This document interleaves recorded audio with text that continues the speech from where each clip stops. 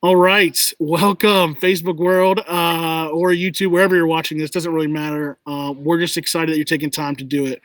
This is episode 2 of what we're calling Back Porch Conversations. It's an opportunity for us to sit alongside, or sit next to, or sit across from people who aren't like us, people who didn't grow up like us, didn't have the same experience as us, and an opportunity to sit and to learn, and hopefully to grow, and hopefully to be changed. And all in an really just to help gain perspective. That's it. We want to, I think if we perspective, if we can see the other side of the coin, then maybe we'll begin to shift the way that we think a little bit. And let me tell you why I know this is true. There's a passage in the book of Mark, and we've talked about it the last couple of weeks, but I want to remind us. And there's these guys who are trying to get their friend to Jesus. And this is the passage. It says this in verse 2 of Mark 2. It says, "Soon the house where Jesus was staying was so packed with visitors that there was no more room, even outside the door. While he was preaching God's word to them," so Jesus is preaching here, "4 men arrived carrying a paralyzed man on a mat." Now, this is what out to me. These guys have never been paralyzed before. They have no idea what this guy's life story is like. What they do know is that this guy's hurting and that this guy needs help. And they want to stand alongside of him, and they want to carry him when needed, and they want to take him to where he can find help. And it says what they did. They couldn't bring him to Jesus because of the crowd, so they dug a hole through the roof above his head, and then they lowered the man on his mat right down in front of Jesus. Understand that the paralyzed man, like, his friends knew nothing of his struggle or of his pain, and yet they still wanted to walk alongside of him. They still wanted to learn. They still wanted to seek out help, and that is what we are attempting to do. We're attempting to be a place where we can hopefully walk alongside those who are hurting, and hopefully shed some light and give us perspective. And so the reason why we call this Back Porch Conversations is because you would invite just about anybody to your front porch. It's not a big deal. To your living room, even. You might even let like a Mormon in to help, give you a free Book of Mormon. But how many people would you bring to your back porch? That's the question. Like, the people that come to your back porch, they had to come all the way through your house. They had to see your junk and your mess, and all the way through to your back porch, where honestly, like, that's where some of the intimate conversations happen. That's where true friendship happens. And so that's what we are attempting to do. We're attempting to bring people and say, hey, we want to know everything. We want to be close. We want to really open the doors, because I want to be invested in your life, and I want you to invest in my life as best as we can, because I want to learn, and I want to grow, and I want to sit alongside people who've experienced different life experiences. And so I believe that the conversations that we have are conversations worth having, because I think we are mistaken if we think that this is a faraway issue, that somehow segregation or desegregation really was so far away that we couldn't think about it. It is really, and we were talking about this earlier, Felicia, like our parents' generation, like one generation away from really deep segregation. And John Gray said even 3 generations away from people legally owning other people as property. And so we are not far removed from a really dark age in our world. I think it's important for us to recognize that the world didn't just turn itself over once the Civil War was over, and all of a sudden now everybody's free and everybody has the same rights. Honestly, it took hundreds of years before any of that ever came to fruition. So that's not the plight of necessarily what we're talking about, but it is an understandable foundation for us to walk and say, I think we have to recognize that something's not the same. That the way that I got raised and grew up and experienced life was not the same way that you, Felicia, did. Yeah. So I want to introduce you to my friend, Felicia Morat. Our families have gotten to know each other super well. Our kids have hung out. We've done dinners together. We've babysat each other's kids. We've gone to the hospital with each other. As weird as that, like, we've gone through a lot together. We've experienced life together. And so I wanted you to introduce yourself a little bit. Tell us about what God's doing in your life, and then we're gonna jump right in. I'm gonna stop talking. No, yeah, that works. So I'm Felicia Morat, as Chris said. I am a mom of a 7-year-old girl who is sassy as can be. Love it. And then my husband and I have been together for 8-9 years. I'm not sure now. I lost count. Don't judge me. Disabled now. So going through the transition of being a healthy body to an unhealthy body and working through that. But through that, I've had to lean on Christ and kind of work through all those things. So racism is also just one more thing I've had to work through in my life. So. Yeah, recently disabled. I know that's been Yeah. a big learning curve tonight. So we can dig into whatever you want to when it comes, because I don't walk through that plight either. And so there is so Oh much man. Yeah. that I've learned. And honestly, and I've shared this with Felicia before. She has been a pivotal impact in my life of learning and growing. We read a lot of books. She knows that I love reading. So she's always like, here's a book to read, here's a book to read, here's a book to read. Sometimes I do well, sometimes I don't. She yells at me and it's great. So Felicia, that's true. Tell me for you, like, when was it that you first recognized, like, I'm not like what the norm I'm supposed to be like, right? When was that racism for you, like, kind of palpable? When was it real for you? So that's like a multi-layered question. I'd have to say the first time I realized it was when I was a kid, when it was gonna affect my relationships. My dad is Black and my mom's white, and we move into a neighborhood, and I feel super comfortable because to the right is a super awesome family, and to the left is a super awesome family. And I start, I'm in kindergarten when we move in and build the house, so I'm I'm meeting new neighbors and friends and trying to ride my bike and stuff. And this kid called me the N-word. And I'm 5. And some kid was super innocent and came to the door and said, like, can a little brown girl come out and play? And I'm like, oh, that's me. Sure. So I go.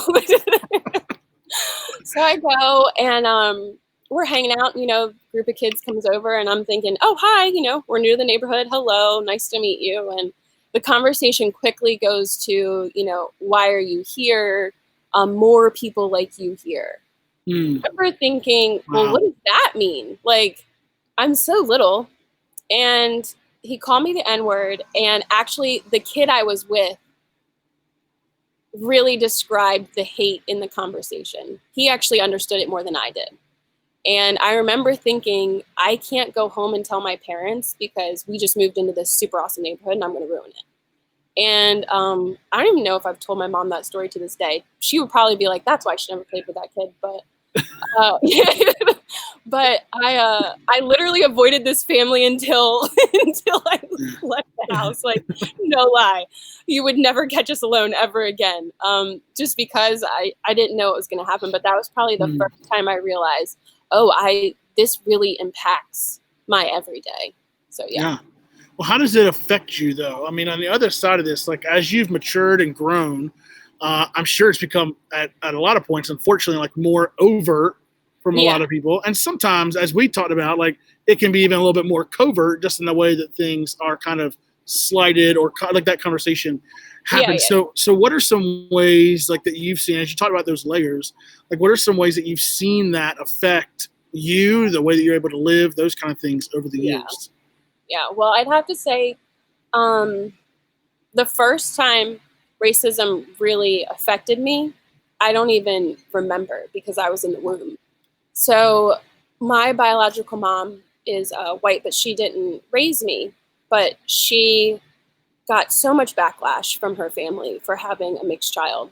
And to this day, I'm so grateful she didn't abort me. I'm so grateful that she took the beatings of having a mixed kid. And those are debts I can never repay. And those are horrors I can never imagine your family, turning against you like that.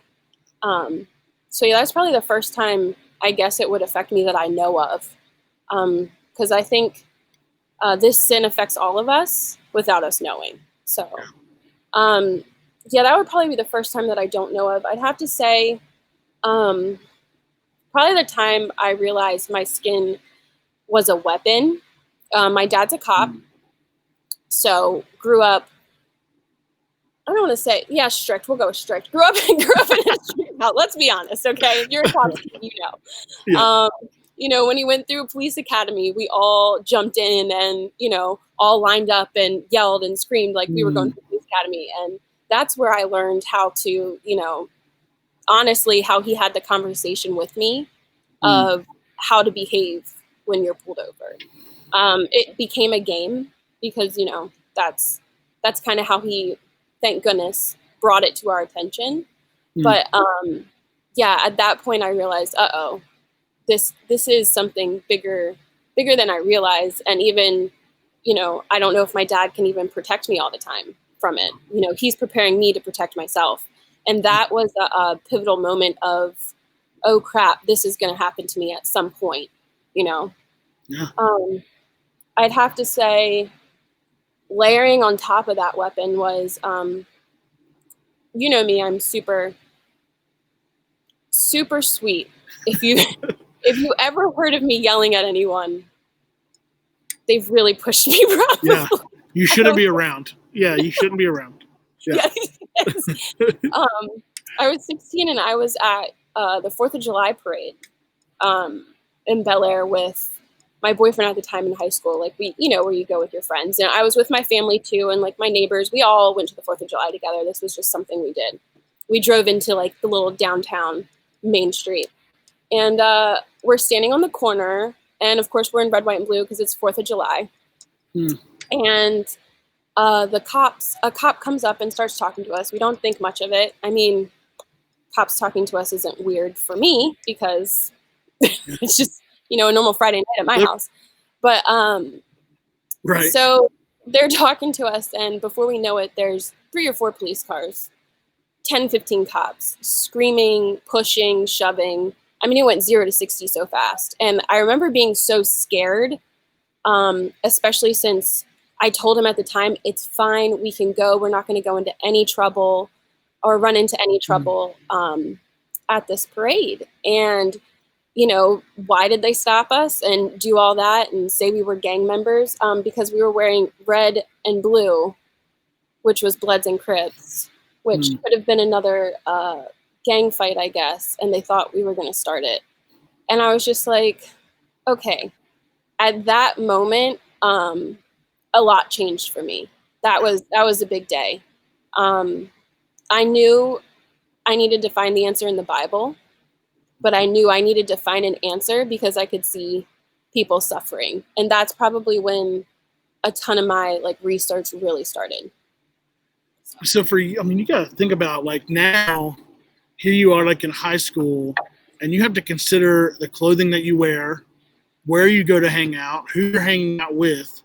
So, I mean, just tell me this, did it ever get to a point where you had to shift the way that you presented yourself? Did the way that people treated you shift the way that you, who you really became, around different crowds? Because, well, at least what I'm hearing, that at least was a wake-up moment for you, right? Where you kind of had to shift the narrative in your brain. So what did that look like? How did you – what did you have to wrestle through in order to become who you are today? Wow, that was a good question. It's a good backyard conversation question. Come on. I'd have to say a lot was my grandmother, because my dad was a single dad for a little bit. So when he worked at the firehouse and worked 3 jobs, firehouse, police officer, and then, or worked front desk at the police, and then Burger King part-time, all 3 jobs, plus leaving me with aunts, plus I got to watch my grandmother go from a sinful life to being a saved reverend, and watching that journey and talking through racism and going to a Black church, because that's where I was when I was with her, and learning the other side, but also living in the suburbs and understanding what their life was like, being segregated, and being the first Black person to go into an all-white school, the fear they felt in elementary school, and listening to all of their stories, I just thought, there's no God in this, so somehow we have to bring him back into the picture. So it was one of those moments where I realized I got to do a ton of small things to hopefully make a big thing happen. So that's so good. That's so good. How would you so let's talk about the elephant in the room for just a minute. Which one? I know. We're gonna pick one. We're gonna start at the top of your household. So your husband, who is one of my favorite people. I your husband so much. I have so many good to tell about Sean and just how God has shaped and changed and molded him, even like in our time that we've known him. And anyway, so all of that, we're not talking about Sean tonight. We're talking about you. But nobody knows right now, unless they know you, that Sean is white. Which presents a whole different layer of issues for you that really, like, maybe for some of us in the room, we're like, well, why? You're just married. Yeah. You married a white dude. Why does that matter? Forgetting that just 53 years ago, right? 54 years ago, depending on when you watch this in 2020, 53 years ago, it was illegal in 16 states for you guys to be married. Like, you would have been breaking a law. And had it not been for, Loving versus Virginia and the fight that they really battled to say, this is who I love and this is who I deserve to marry, you stand on the shoulders of them right now. So how has that, I know you shared some things with me of how it's affected your life and even Sean's life. But what are some ways that you would feel comfortable sharing, of course, about that and like how that battle, because I think we often forget that there's an equal battleground there. Like, it's not just like we don't like black people, but it's like, hey, why you should, I think the way I've heard it the best, as bad as it sounds, is that you should stay with your own kind, right? Isn't that it's like, well, you should marry your own kind. So for you, what has presented some challenges and ways that we can pull back the veil a little bit for those who don't see that narrative and help them see, like, this is still a battle going on, even 53 years post Loving for Virginia, that you're still working through? Yeah, I'd have to say, well, my parents being an interracial couple, I mean, watching that, there are natural cultural differences. I went to Black church on my dad's side of the family, went to Presbyterian church on my mom's side of the family. You want to talk about cultural shock in a church? Yeah, yeah, those are very different. Yeah, but I guess I want to figure out how to word this. I'd have to say the toughest part is watching no racial reconciliation. That's probably the toughest part. I mean, it's not even up to the older generations. They tried their best, they could do what they could do with the tools that they have. But like now our generation, I mean, Sean and I have really looked at everything we do to make sure our daughter has a very well-rounded view of the world. So that is friends' influence, that is friends at school, that is the school she goes to, what do the classrooms look like demographic-wise? The church she's in, does the congregation represent heaven? We really made this a priority for us because we know how it has affected us. And then Sean growing up in a small town in Frederick, Maryland, I mean, Middletown, Maryland is like Little Town, Maryland. Like, it's really tiny. But, what's amazing is he grew up across the street from, I think, like one of the only Black families in town or something, one of two, one of three. So for him, early on, he had kind of a better understanding.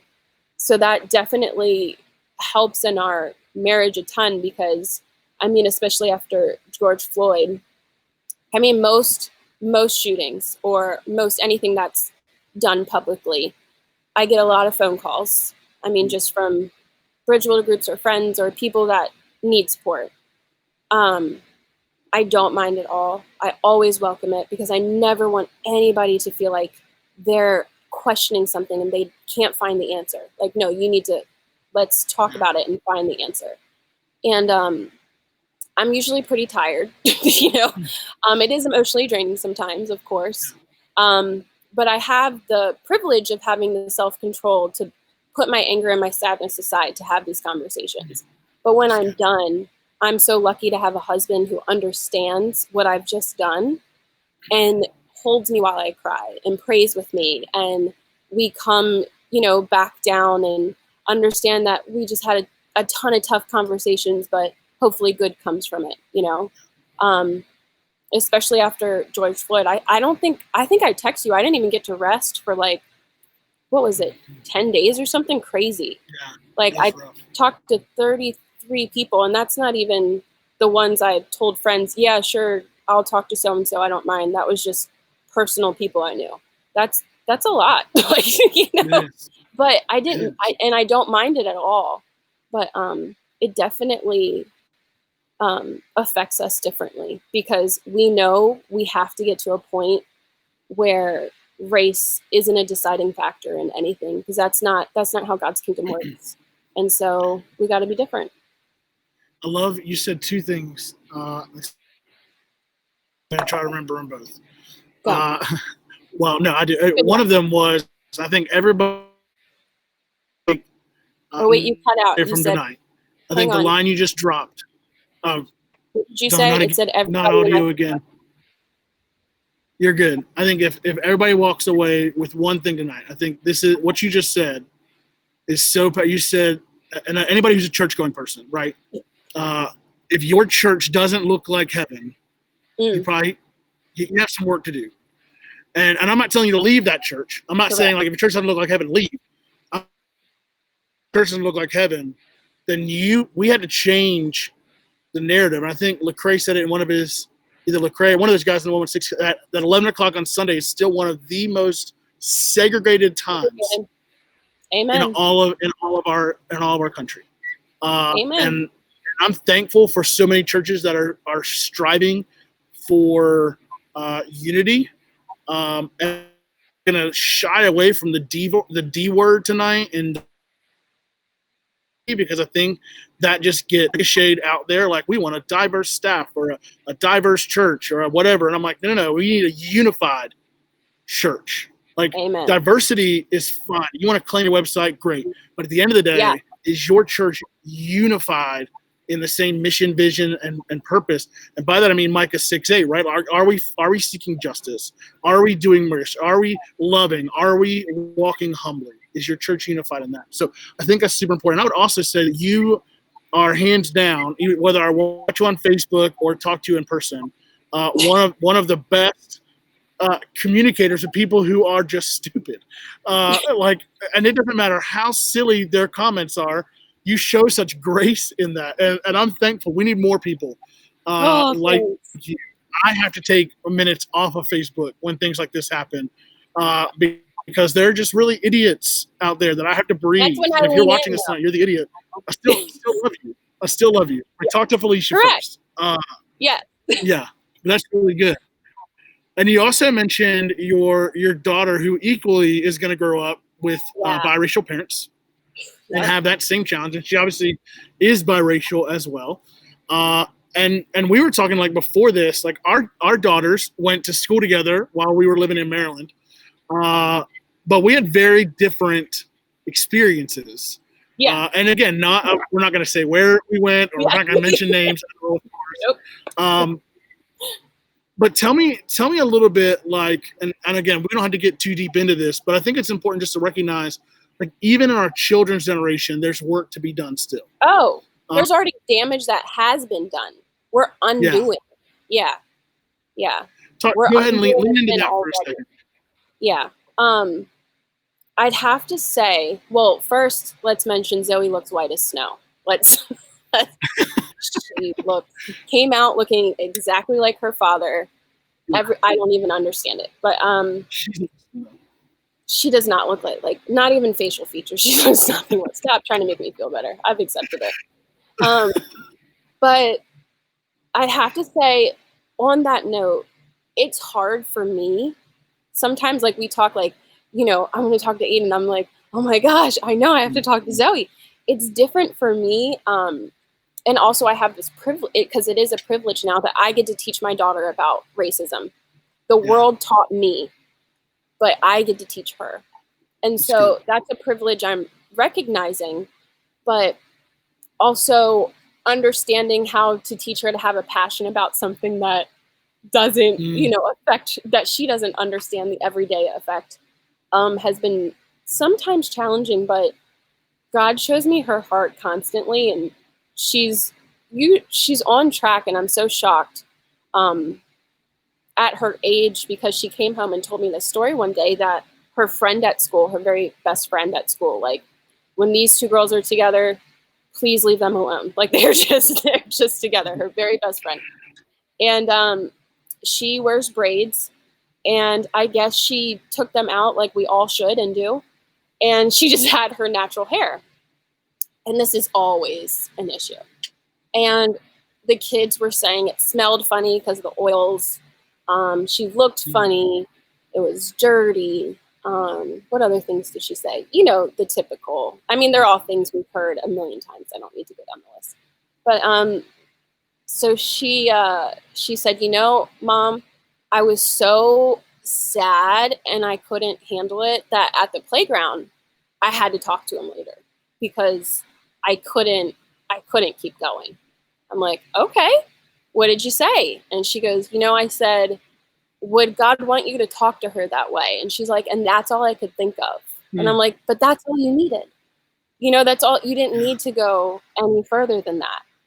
But So good. she noticed it, that she said to me, was that racism? And I explained yes. And I explained how, because, you know, we don't appreciate natural hair. You know, it's not appreciated in our culture. And it's not like mine, it's not right. Correct. And so talking her through that, she now knows if anyone talks about my friend's hair, I'm going to comment. So, I mean, we're going through those motions, but yeah, I mean, it's definitely, she had an interesting year, and it's been interesting to watch how the kids interact and how they are already, you know, kind of indoctrinated in this craziness at so young, first grade. You know, that's crazy. But I mean, it was called the N-word at the age of 5, so I don't know why I'm so shocked. It's true. And I hate it. I hate that sin has so permeated our world that this is even a conversation we have to have. We forget the fact that Genesis 1 exists, right? That God created us in his image, in his likeness. He didn't create Adam and Eve as two white people. We had to remember the fact that, you know, God created color for a reason. And he created us each different for a reason. And if we can't recognize the fact that difference is beauty and difference is not bad, then we're going to fail to see the beauty of God's creation. And that's going to be a failure on our part and a missed opportunity on our part to get to know people who aren't like us. So as we kind of go ahead. I was going to say, let me build off that for a second, because there's something so basic and true about that I want everyone to understand. How you can reach your hand across the aisle is just that. Every person you're mad at is a creation of God, and God loves them just as much as he loves you. So you're going to have to find some sort of self-control and, you know, have the conversation, and it's not going to be about you, because this sin isn't about you, me, anybody. If you're going to do the work, do it for, if you got to look back 4 generations, then that's fine. If that's where you need to find your strength. I look back and forth. I think I'm doing this for my granddaughter, or I'm doing this for, hopefully, you know, ancestors that I can help them out and find some justice. So I don't know. I think if we all looked at the situation just like that, as we are all God's creatures, and God loves us all the same, we can maybe get further in this. You know, he didn't die any more for you than he did for me, and vice versa. His sacrifice blankets all of us the same. I think that's so powerful. What is some ways that we can grow? I always like to kind of end our time, and I'm thankful for you as a person. I'm thankful for your heart to share and to speak into this conversation. And as I said, I'm thankful for your family as well. But what are some ways what are some resources, some avenues that we can give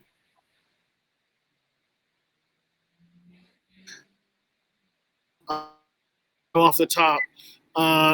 Would be that the movie kind of based off of the Loving case, called Loving, which lends a little bit of insight into that kind of biracial racism that happened. Not 100 years ago, like 53 years ago as of 2020. And so what are some other avenues, and it doesn't have to be based on that, just what are some starting points that you would say, here are some resources you would give people to kind of lean into the conversation? So the biggest resource I say, but I say this is kind of level 2 sometimes, is Be the Bridge.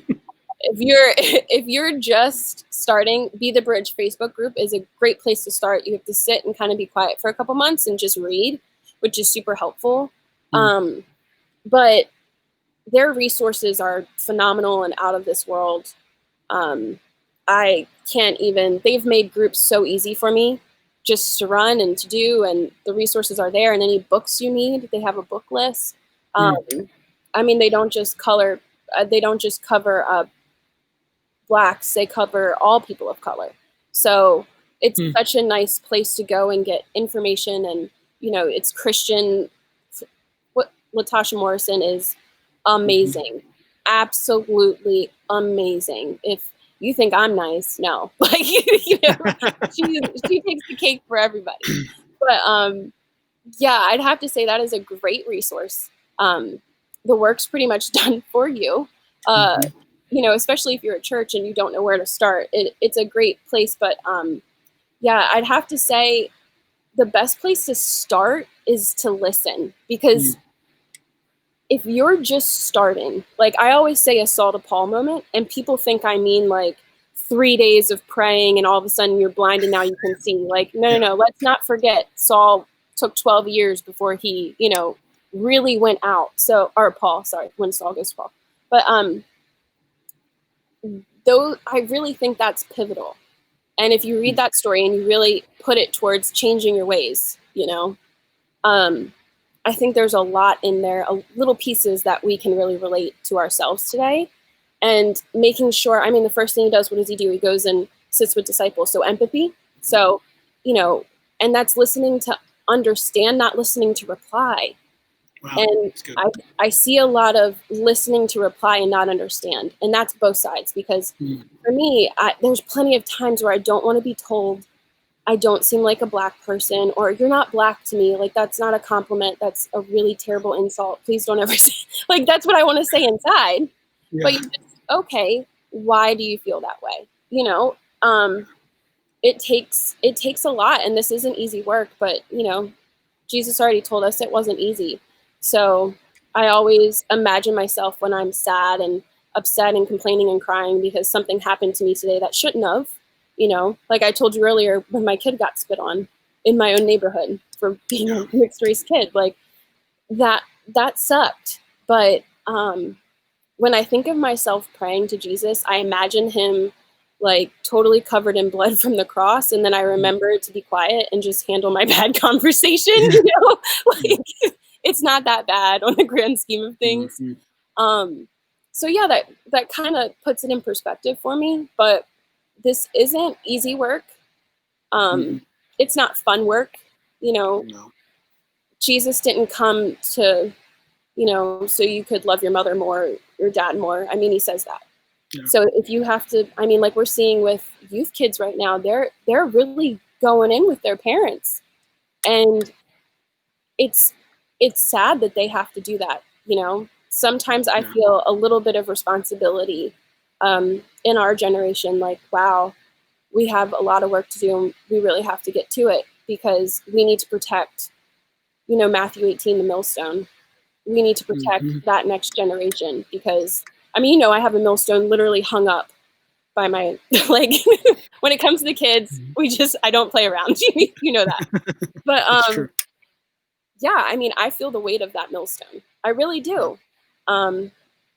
So yeah, I don't know if that makes sense. No, that's really good. And even as we were talking earlier, like in our prep, we were talking about the fact that because this isn't gonna, it's not gonna be something that changes overnight. Ism's gone. That's never ever gonna be the case. Like, it's not gonna just all of a sudden disappear. We talked about even in the Jesus times, like he was fighting against the same kind of racism, in that the Samaritans and the Gentiles and the Jews, and trying to, again, the same thing, like unified. Like, it doesn't mean that you go to church and now there's a couple Samaritans and a couple Gentiles and a couple Jews.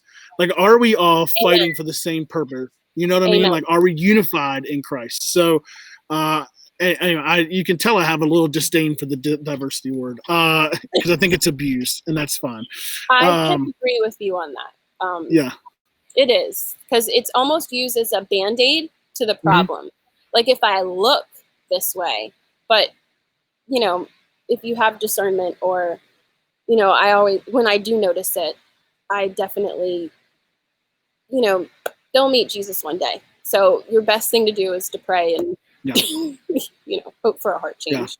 Yeah. You can walk in and feel the aura of the room as to whether or not they're actually seeking out other cultures or not. I think that's the most important piece of the puzzle. So it's not going to change overnight, and understand, like, this is never a conversation.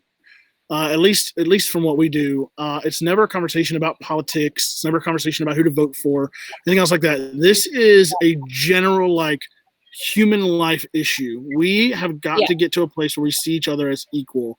And I think for the longest time, even today, we don't yet. And I saw it, you know, if you watched that George Floyd video and thought, no, they treated him the same way they would treat anybody else, dragging him across the pavement, slinging him into the vehicle. Like, there's, you know, and I watched, we were talking about this earlier, Carl Lentz and TD Jakes did a conversation, and I had no idea, this was new information.